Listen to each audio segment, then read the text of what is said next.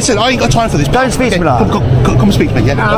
Right, okay, right. You've been causing some issues. No, he ain't. He hasn't. I'm talking to him. No, he ain't. Okay, I'm not talking to you. Calm yourself Go down. away. Calm your attitude down. Speak to the public with respect. Listen, go away. I'm telling you to calm down. Go away. Yeah, I'm DP audit. Respect. Thank you. I'm carrying on all I want. Speak to the public with respect and integrity like you're meant Another to. unit, please.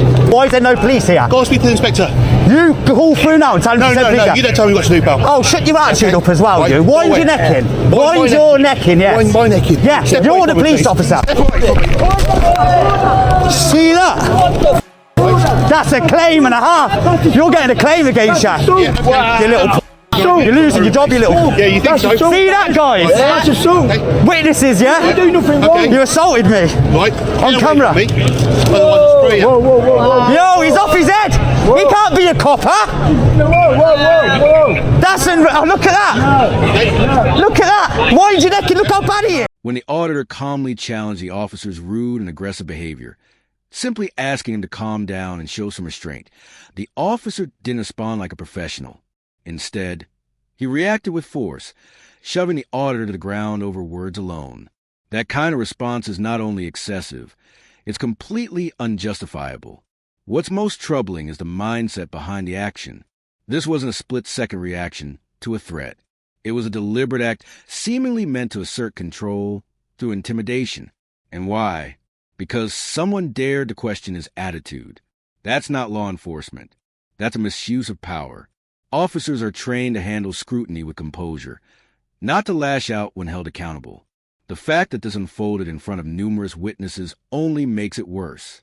Rather than setting an example, the officer revealed exactly what happens when authority is unchecked and accountability is ignored. Nah, I'm in public. Shut your mouth and your attitude up. You're a public of the servant, a servant of the public. There's no, you're breaching the peace. You ain't spraying him. Okay. You ain't spraying him. And I'm doing nothing wrong. No, you're not. You speak to him like that's what you're doing. You don't get to speak to public like that. You don't get to speak to people like you're speaking to him. That's not how your role works. You're a police officer of the law, serving the crowd and serving the people. Respect and integrity. Remember your oath and your college of peace in training. You're absolute disgrace. The way you push me over now, you're getting a claim against you. You're getting sued. You should lose your job for that as well. Okay, we'll see. Yeah, we will see, won't we? And you're going to be all over the internet. Do you know how many people are going to see you? You're live now. Good for you. Welcome to YouTube, you how about that? Okay, swear at me once more, I'll lock you up. Higher threshold.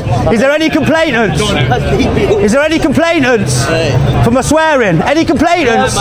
Your officers need to arrest you. Okay. You assaulted me. Right. You need to arrest your fellow officer.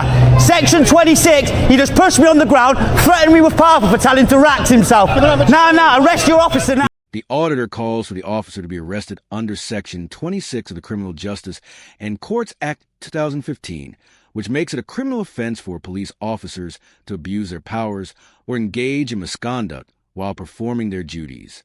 In this case, the auditor wasn't involved in a volatile situation or posing a threat. He was simply holding the officer accountable for unprofessional behavior when he was suddenly assaulted.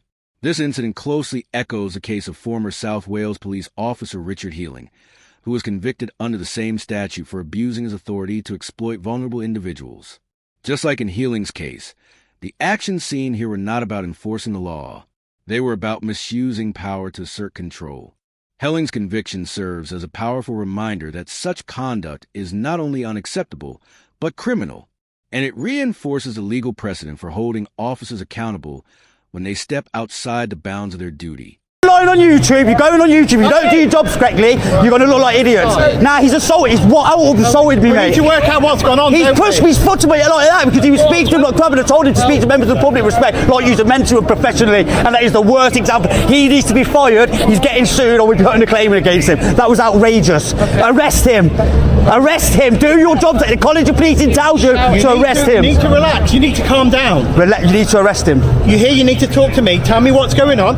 So obviously dealing with He the was talking to him, and the situation. way he was speaking to him was disgusting. The way you do not speak to members of the public like that. The way he was disgusting. Everything about him was disgusting. He's going to get, do you know how many views he's going to do online now? Well, listen. He'll go viral with the way that was. That was one of the worst situations I've ever seen. I've done this for a year now. You need to arrest him. Okay, well, we're not going to arrest him. But You're not going to arrest your colleague when he's just broke the law No, and assaulted a member of the public. But you're entitled to make. What does your college of policing treat you at the beginning? Listen, the more you When you're shout- call your officers. No, you listen to me. Well, He has assaulted me and broke the law. I'll listen to you. You're entitled to make a complaint online. You're getting sued, mate. Okay. Look at him, look at him. Rather than acknowledging any wrongdoing or addressing the auditor's legal challenge, the officer chose to play the victim, acting as though his personal comfort outweighed the public's right to hold him accountable. But officers are trained to stay composed in tense situations. Feeling uncomfortable is not a legal justification for using force, especially when wearing a badge and sworn to uphold the law. This mindset, where discomfort is treated as a license to act aggressively, is deeply concerning. It's not about protecting safety.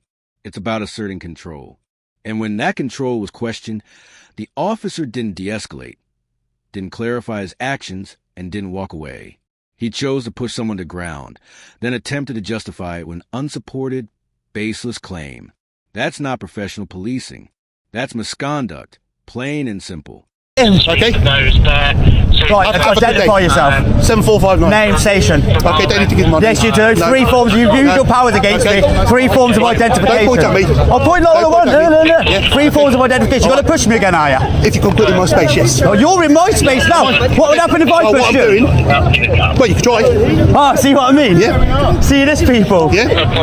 You're welcome to Have a- YouTube. Have a good day. What's name and fucking station Have a as good well? day, sir. Name and station. I don't know. On his name and station, he's got to give 3 forms of identification. According to College of Policing guidelines, officers are required to identify themselves when asked, providing their name, rank, and station, especially in incidents involving use of force. This isn't a courtesy. It's a safeguard meant to protect the public from abuse and ensure accountability. In this case, the officer had just used force against a member of the public and then refused to identify himself. That's not only unprofessional, it's deeply troubling. It undermines public trust, errors transparency, and weakens the very foundation of democratic policing. For someone to seek justice, they must first know who wronged them. Without that basic information, misconduct remains unchecked and unchallenged. The officer's refusal to identify himself after such a serious incident isn't just arrogant. It appears deliberate, and that too is indefensible. Day, you ain't gonna have a good day when it follows through on you. Welcome to YouTube as well. Thank you. Look at this guy. Look at him. Look at the state of him. Really? Yeah, the state here. Yeah. Okay. You know what I mean? Have a good day. Absolute. Cheers. Swear at me again, I'll lock you up. Because you can't use a higher threshold. You can't lock me up for that. Really? Yeah, section 5. Really? You think so? That's it, you can walk him back. See, he was going to arrest me, guys. Will, sort him out, man. He's horrible, mate. Right, how's it going? Him, he pushed me over there. His attitude stinks. He's threatening to arrest me, power spray me. Right. The opposite of you. He needs to be sacked. He needs to be arrested. He should be arrested by fellow officers under your College of Policing to protect members of the public. He should be arrested for that. Let's be clear. The auditor had just been assaulted. He was visibly shaken, injured, and understandably upset, expressing that distress through strong language in such a moment isn't harassment or disorder. It's a natural human reaction to being physically harmed by someone in a position of authority. For the officer to respond with, "Swear at me again and I'll lock you up," isn't just unprofessional. It's an abuse of power. Police officers are held to a higher standard for a reason. Their training is designed to prepare them to remain composed, de-escalate tense situations, and respond with restraint, not retaliation. This isn't just about a single poor decision. It's about an officer displaying no remorse, no reflection, and no understanding of what it means to serve the public. Threatening to arrest someone in response to their emotional reaction only compounds the original misconduct and further damages public trust. Well, as you know, You should have arrested him. Wait till you see the footage. we can't arrest anyone, as you know. As a piece You of can't know. They should have arrested him. So what you can do, you want to make a complaint? Well, I've never There is a experienced process. anything like him. Well, I haven't seen Ever, it. I mate. hear what you said. Ever. You know I'm sound with you when you say sound. So you know what I've never experienced Let me that. say one thing. He is a dangerous police officer. He should not be in the one thing police. to You should not be in the police. You are a dangerous police officer. You are a dangerous police officer. You should not be in a front-facing role. You should not be going out the public. You are disgusting. You are a shame. Stand back. Shameful. Shameful. You should not be a front-facing officer to the public.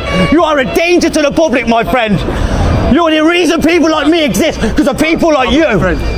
You know that as well as me, this place is covered in cameras. Okay? So, ergo, if you have a complaint, and you're an auditor, you probably film. I've got it on film, yeah, I will. Mr. What can I call you? Just call me DP. DP. Or Paul, call me Paul, call me Paul. So, if you want to make a complaint, which is really alright, whatever happened will be covered in cameras, won't it? Yeah, he cannot be in a role as a police officer, I'm sorry. What I would suggest... I'm not having a go at you, that was outrageous. What I would suggest is, after an incident like that, our adrenaline is high, which can lead to action... Nah, when you see the footage, there's no excuse for his behaviour then. Initially. Whatever's happened is happened.